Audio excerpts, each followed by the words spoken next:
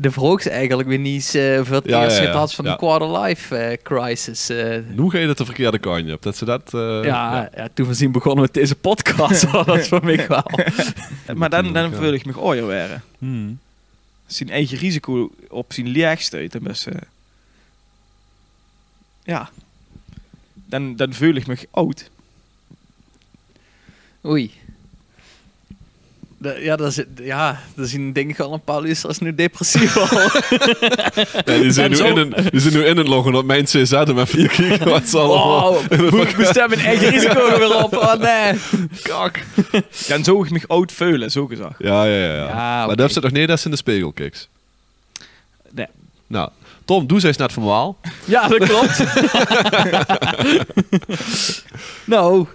Nee, de vraag is eigenlijk weer niet voor het eerst gehad van de quarter-life crisis.